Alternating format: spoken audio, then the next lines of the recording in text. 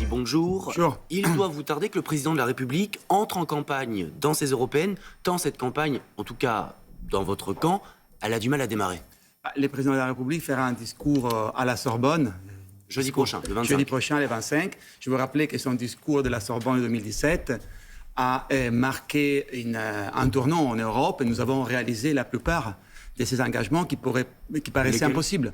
On a introduit de nouvelles règles sur les géants de la Big Tech, les GAFAM dans le domaine numérique. Nous avons adopté un pacte vert qui est la meilleure garantie sur les climats pour les nouvelles générations. Non sans mal, le pacte vert. On ne va pas y revenir, mais ça s'est fait quand même avec quelques fracas. C'est un pacte vert juste sur lequel maintenant nous devons assurer les ressources parce que ce n'est pas les agriculteurs ou ce n'est pas les propriétaires des maisons qui doivent payer pour la transition écologique. Nous devons identifier les ressources nécessaires, mais je crois que c'est un choix fondamental qui avait été indiqué par le président dans le discours de la Sorbonne en 2017, que nous avons réalisé. Nous avons repris les contrôles avec le pacte asile-immigration sur la grande question qui est au centre de nos préoccupations, qui est la migration. Nous avons finalement gelé les fonds à ceux qui violent l'état de droit en Europe. Nous avons gelé les fonds de Viktor Orban en Hongrie, nous avions gelé les fonds du vieux gouvernement polonais, parce que nous ne pouvons pas accepter qu'en Europe, on joue les Européens quand on doit recevoir l'argent européen, et puis on joue les nationalistes quand il s'agit de respecter l'état de droit. Tout ceci était dans le premier discours de la Sorbonne. Et c'est lui votre candidat pour les Européens? Européennes? Non, les candidats, c'est tout d'abord Valérie Ayer, après tous ceux qui seront dans la liste avec elle. Mais Emmanuel Macron a fait un choix fondamental qui est le choix européen. Et il a raison, parce qu'en tant qu'Européens, nous pouvons retrouver la puissance nécessaire pour exister dans une scène mondiale dans laquelle il y a des empires. Mais la ça, Chine et la Russie. les Français ont du mal à l'entendre. Ils ont du mal à l'entendre, c'est la raison pour laquelle j'ai passé des années à aller sur le terrain. J'ai fait toutes les régions de France, je suis allé dans l'outre-mer, à faire découvrir l'Europe des solutions concrètes. L'Europe qui apporte des solutions pour l'apprentissage, l'Europe qui apporte des solutions pour les infrastructures, l'Europe qui apporte des solutions pour la formation professionnelle. Dans nos territoires, l'Europe est bien présente tous les jours. Souvent, les régions ne font pas savoir que ce qu'ils font, c'est grâce à l'argent européen. C'est la raison pour laquelle je crois qu'il faut avoir les deux axes. D'un côté, faire savoir que l'Europe est une solution concrète dans notre vie quotidienne, et de l'autre côté, qu'il y a des grandes questions mondiales que nous pouvons aborder seulement en européen. Et pourtant, c'est un parti anti-européen, le RN, qui caracole en tête dans les sondages. Jordan Bardella, lui, n'a pas besoin de faire campagne, mais il capitalise. Comment vous l'expliquez, ça? D'abord, les sondages ne font pas les résultats. Et nous verrons les résultats quand la campagne aura vraiment démarré. 15 points d'écart quand même dans les sondages en ce moment. Ils ne font pas les résultats. Vous savez, pour gérer l'Europe, comme pour gérer la France, les selfies ne suffisent pas. Les followers sur Instagram ne suffisent Là, vous pas. parlez de Jordan Bardella. Jordan Bardella a dit non à toutes les solutions concrètes qui étaient dans l'intérêt des Français et des Européens dans le Parlement européen. Il avait voté contre les pactes asile-immigration.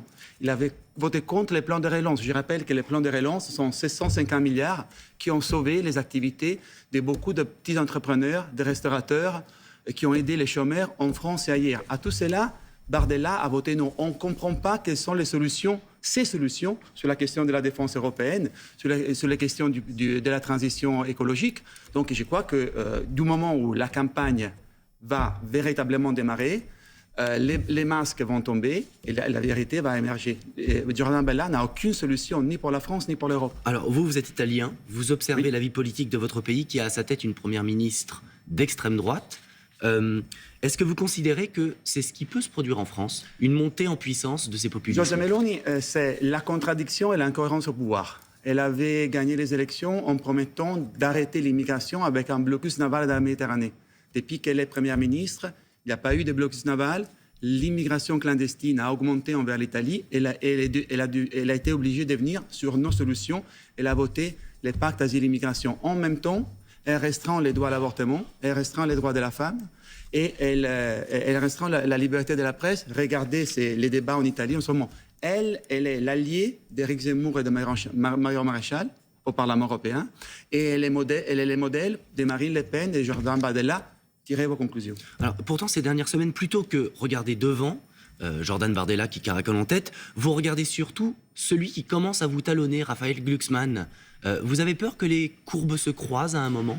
Non, je n'ai pas peur que les courbes se croisent. Je suis très déçu de la campagne de Raphaël Glucksmann parce qu'il est en train de voler cette élection aux Français. Et il utilise une élection européenne, oui. Il est en train d'utiliser une élection européenne pour faire oublier qu'en 2022, il était allié avec Mélenchon et pour cacher qu'en 2027, il sera allié avec Mélenchon. Raphaël Glucksmann a dit non à tout. Raphaël Glucksmann n'a pas voté les pactes asile-immigration. Raphaël Glucksmann n'a pas voté ces plans de relance dont j'ai parlé, qui a apporté énormément de bénéfices pendant la Covid à la France et à l'Europe. Donc, moi, je me demande, quand il dit, Raphaël Glucksmann dit, les discours de la Sorbonne, je l'avais beaucoup aimé, mais il n'y a pas eu de suite.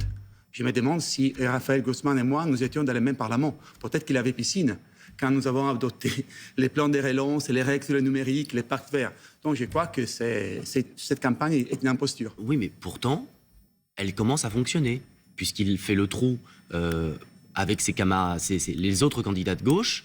Comment vous expliquez que le discours de Raphaël Glucksmann en ce moment, il réussisse à trouver une adhésion? C'est un discours il est très contradictoire parce que il appelle à plus d'Europe dans le domaine social sans informer les électeurs que nous avons adopté des avancées majeures. Par exemple, un salaire minimum européen déjà dans cette législature.